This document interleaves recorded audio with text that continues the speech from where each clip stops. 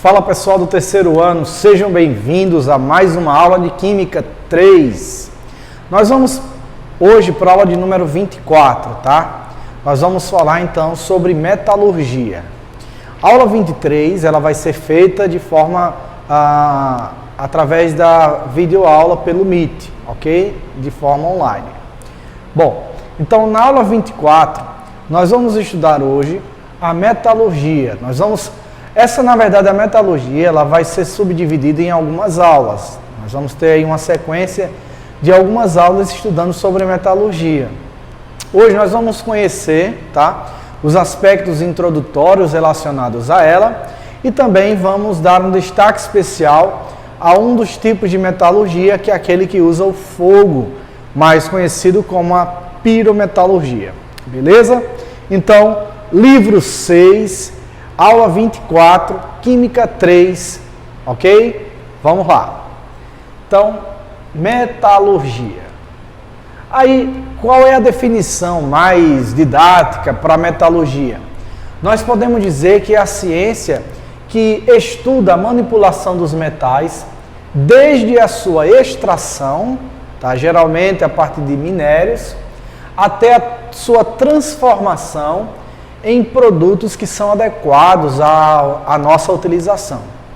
Então, desde a extração até a manipulação e uso, faz parte é objeto, na verdade, de estudo da metalurgia, ok? Aí, olha só, os metais na natureza, um dado muito curioso e interessante é que eles geralmente são encontrados na forma de compostos, tá? Ou na forma de minérios. Então existem vários minérios. Existem minérios ou compostos químicos à base de óxidos, de carbonatos, sulfatos, sulfetos. E a partir desses compostos químicos, nós podemos obter ou extrair um metal específico. Por exemplo, o minério do qual se extrai o alumínio é a chamada bauxita, tá bom? Então, olha só, aqui nós temos uma imagem que contempla diversos tipos de minérios, tá?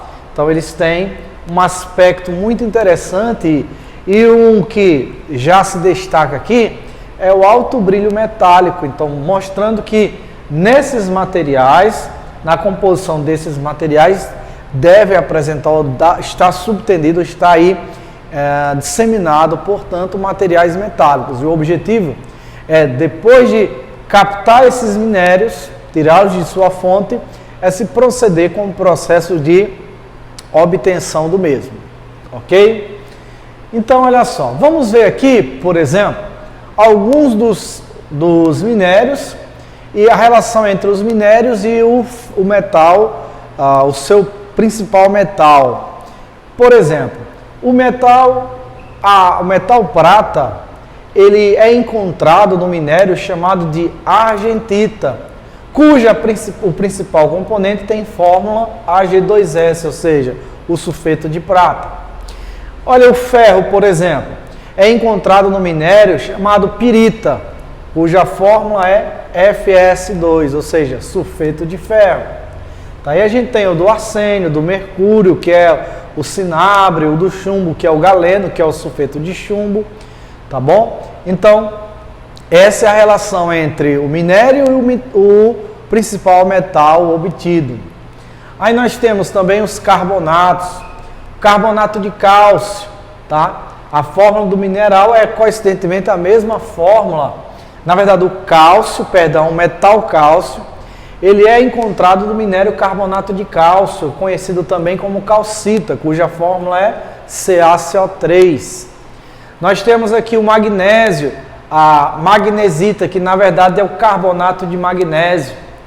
Nós temos aqui a siderita, também é um mineral à base de carbonato que dá origem ao ferro, que pode-se obter o ferro, que apresenta como principal fórmula desse minério o carbonato de ferro.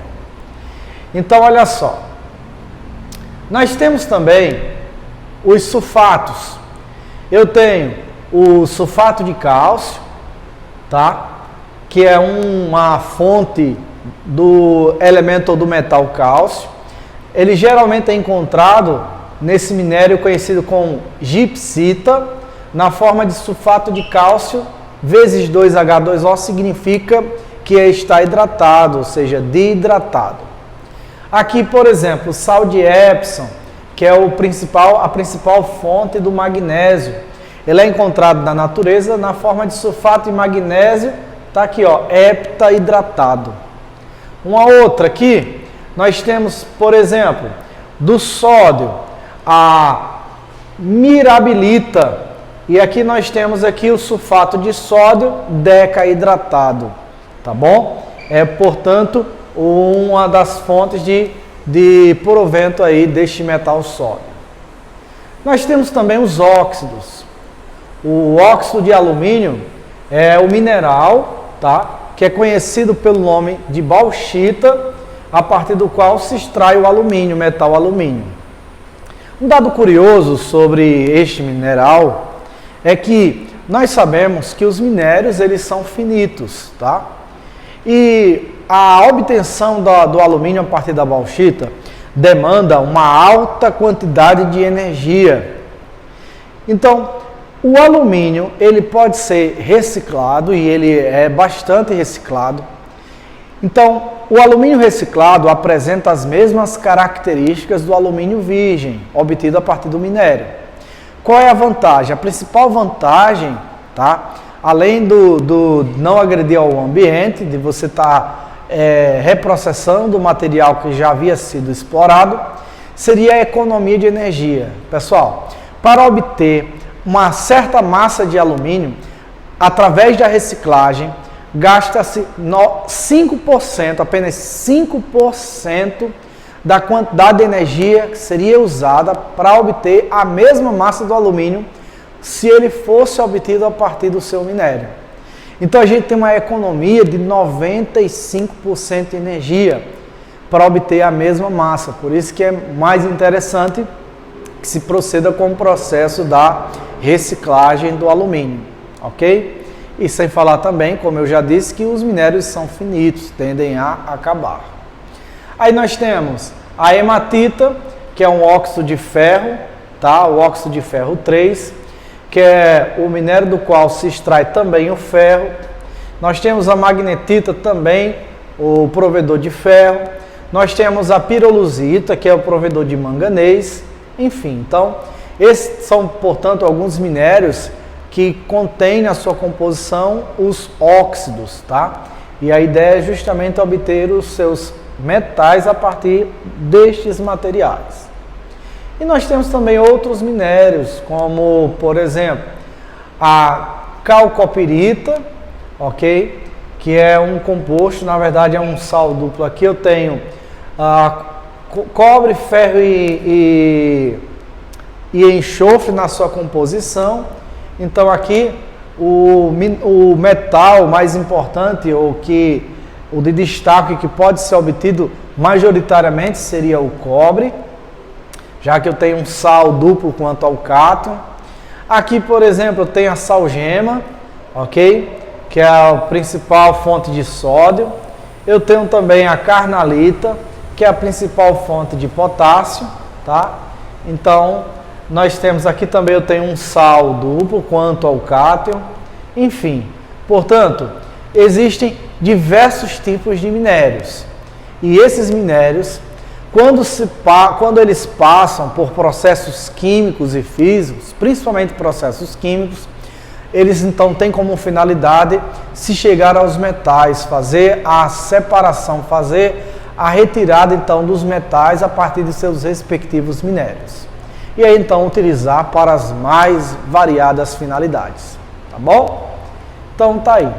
Agora, antes de encerrarmos, portanto, essa nossa abordagem teórica sobre os aspectos introdutórios da metalurgia, eu queria chamar a atenção de vocês, dar um destaque para um dos casos da metalurgia, que é a pirometalurgia, tá? Piro, então seria aí o uso do fogo, a obtenção de metais a partir do fogo. E um destaque especial aqui, por exemplo, para a obtenção de ferro, ok?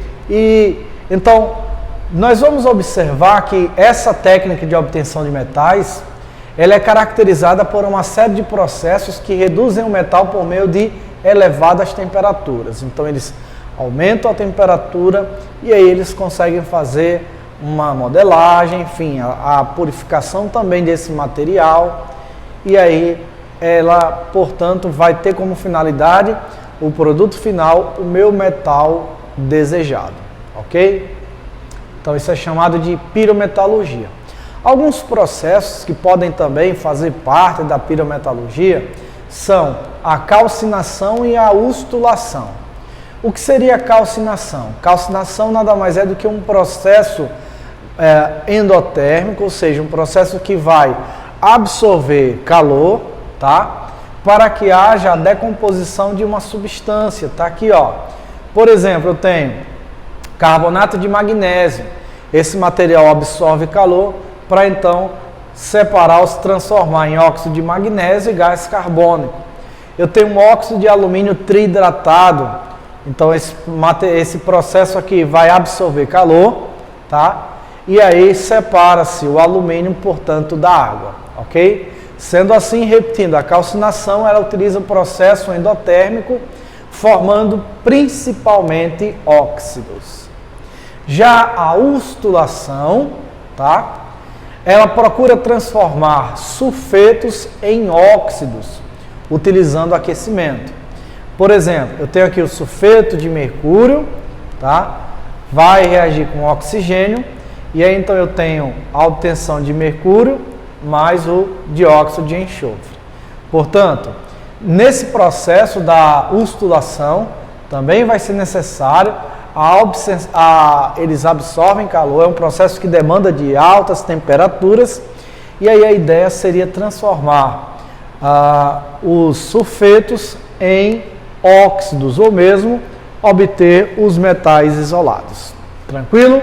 Então tá aí. E para finalizar, vocês têm aí no material de vocês uma imagem como essa que representa um alto forno, tá? Então nós temos nesse alto forno aqui um degradê de temperaturas, são várias temperaturas. À medida que as temperaturas elas vão sendo atingidas, nós temos um processo químico ou físico específico, mais precisamente um processo químico. Então, no final de tudo, o objetivo nada mais é do que obter o seu metal. Então, eu pego o metal, eu pego o minério, através de processos químicos, no final, nós vamos chegar, então, à obtenção daquele metal, ok? E aí, depois, ele poderá ser usado para as mais variadas formas. Isso aí, no caso, aí é obtido através de alto forno. Então, demanda uma alta quantidade, uma alta temperatura, uma alta quantidade de aquecimento. Então, por isso que esses processos que precisam de alta temperatura para que ocorram, tá, para a obtenção desses metais, ele faz parte, então, a um ramo, a um tópico da metalurgia, classificado, portanto, como pirometalurgia. Tranquilo? Então, é basicamente isso. Vamos, então, às nossas questões. Primeira questão diz o seguinte: para responder à questão, analise as afirmativas apresentadas a seguir sobre o uso de metais e ligas metálicas ao longo da história do homem. Primeiro, na pré-história, este foi um dos primeiros metais usados para fazer ferramentas e outros utensílios como faca, machados, ornamentos e ponta de flecha. Isso aqui é bem interessante. E aí, gente, qual um dos metais mais antigos usado para a confecção de armamentos? Pois é, seria o cobre. Seria não, foi o cobre. Muitos de vocês talvez ainda pensam, mas não seria o ferro? Não. O ferro só foi usado mais adiante, depois do uso do fólio, ou seja, do aquecimento, tá? Do aquecimento, através dessa técnica de pirometalurgia. Claro que de uma maneira mais empírica. Então, número 1 seria o cobre. Número 2, esta liga de cobre estanho. Qual a liga de cobre estanho? Ela é chamada de bronze. Foi usada posteriormente por ser mais dura e por permitir a fabricação de ferramentas mais resistentes. Nós vamos estudar nas próximas aulas sobre algumas ligas metálicas, mas em geral, o objetivo de uma liga metálica nada mais é do que melhorar a qualidade do material. Por exemplo, o ouro 18, ou melhor, o ouro puro, obtido lá da natureza, ele é um material, um metal quebradiço, de coloração escura, e na sua forma purificada, ele é inadequado para a confecção de joias, pelo fato de ser muito quebradiço. Daí a necessidade de se adicionar outros metais em proporções específicas. A exemplo do ouro 18 quilates, que é constituído por 75% de ouro, mais 25% de metais como o cobre e o cobre e o zinco, ok? Ou o cobre e a prata. Tranquilo? Então tá aí, ó. Número 2, portanto, seria a liga chamada de bronze, formada de cobre e estanho. Terceiro, este metal puro e a sua liga com carbono demoraram ainda mais a serem usados devido à maior complexidade da sua produção. Pois é, foi o tal do ferro, precisou do Fole para poder separar esse material do respectivo minério e depois passasse a ser utilizado também como instrumentos, utensílios, ferramentas, etc. 4. No final do século XIX, este material começou a ser usado de maneira generalizada em utensílios domésticos, sendo antes disso um metal de produção extremamente cara. E aí é o tal do alumínio. Hoje ainda é um dos mais usados na confecção desses utensílios, a exemplo de panelas de alumínio. Gente, uma curiosidade sobre as panelas de alumínio é que, na verdade, ela é feita, sua principal composição é alumínio, porém ela tem um revestimento de uma outra substância chamada dióxido de alumínio. Para evitar, uma das aplicações desse revestimento seria evitar que o alumínio ele sofra uma corrosão, já que ele apresenta um baixo potencial de redução, ou seja, ele se corrói facilmente, tá bom? Um outro ponto interessante é que as panelas de alumínio elas não são adequadas para o preparo de alimentos que demandam um tempo muito grande. Então, alimentos que precisam de várias horas para preparo, o ideal seja que se use outras panelas, a exemplo das panelas de aço inox. Portanto, aqui ó, uma curiosidade acerca do alumínio. Sendo assim, gente, primeira questão, alternativa correta, letra A, ok? Vamos então à segunda questão. Diz assim, número 2. Não há uma origem bem definida para o surgimento da metalurgia. A ciência de extrair os metais dos minerais e transformá-los em utensílios e ferramentas. Um dos primeiros registros refere-se aos sumérios, que em 4000 a.C. já conheciam e trabalhavam com o ouro, ou já trabalhavam o ouro. Considerando essas informações, julgue os itens a seguir acerca dos processos físicos e químicos envolvidos na metalurgia e marque a alternativa correta. Então vamos verificar aqui o que está certo. Letra A. O metal mencionado acima, ou seja, o ouro, utilizado pelos sumérios, é encontrado na forma de substâncias simples na natureza. E aí? O caso do ouro, sim, ele é encontrado na sua forma de ouro puro, tá? Ou como se chama o ouro 24 quilates. Então está correto. Tá aí, ó. Segunda questão, letra A de cara. Vamos verificar porque que as outras alternativas elas não estão corretas. Letra B diz assim: a extração de metais a partir de minérios envolve apenas processos físicos? Não, envolve processos químicos e físicos, talvez mais químicos do que físicos. Então, falso. Letra C. Na metalurgia, a fusão de metais de transição pode ser feita a temperaturas baixas? Aí seria uma contradição. Nós sabemos que os metais, uma característica deles, é que eles apresentam altos valores de temperatura de fusão e ebulição em geral, com exceção de mercúrio e de cádmio, ok? Então, falso aqui nas temperaturas baixas. Letra D. ligas metálicas diferentes que apresentam em sua composição o mesmo metal, possuem propriedades físicas idênticas? Não.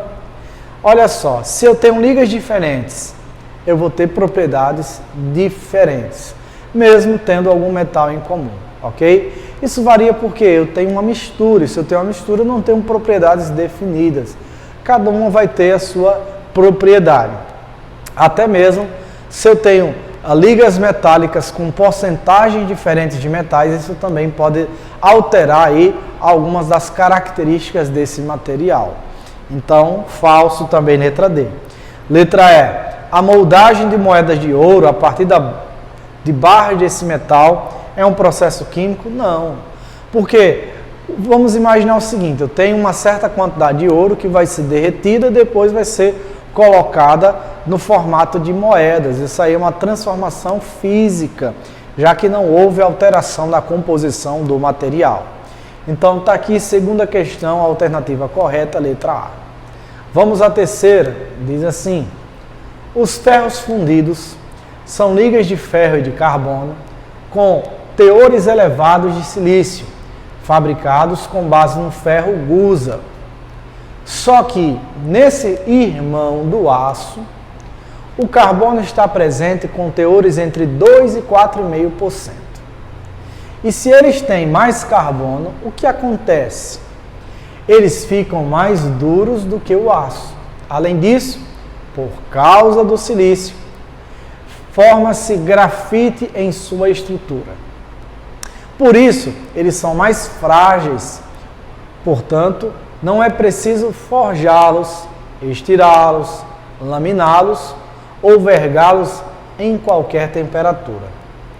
Mas o que é ferro gusa se transforma em ferro fundido?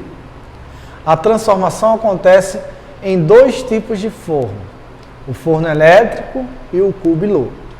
Portanto, a produção do ferro fundido é parecida com a produção do aço. Os ferros fundidos são ligas de quê? E aí, gente? Os ferros fundidos são ligas. Se ele está dizendo ligas, então significa dizer que eu vou ter mistura de substâncias. Qual é o principal componente aí? Do aço, por exemplo, seria ferro e carbono. Então, os ferros fundidos são ligas que contêm em sua composição ferro e carbono, como o aço. Ok? Vamos então à nossa última questão, que diz assim: na fabricação de qualquer objeto metálico, seja um parafuso, uma panela, uma joia, um carro, um foguete, a metalurgia está presente na extração de metais a partir dos minérios correspondentes, na sua transformação e na sua moldagem. Muitos processos metalúrgicos atuais têm em sua base conhecimentos desenvolvidos há milhares de anos, como mostra o quadro. Olha só, no 5º milênio a.C., conhecimento do ouro e do cobre nativos. 4º milênio a.C., conhecimento da prata e das ligas de ouro e prata, obtenção do cobre e chumbo por meio de seus minérios, técnicas de fundição. 3º milênio a.C., obtenção do estanho por meio do minério e uso de bronze. 2º milênio a.C., introdução do fole. Olha aqui, ó, o fole, aquele objeto ali que tem como finalidade aumentar a temperatura, ou seja, fazendo com que superaqueça, aumentando a temperatura da queima, início do uso do ferro. E aí o 1º milênio, a obtenção de mercúrio e dos amálgamas, a cunhagem de moedas.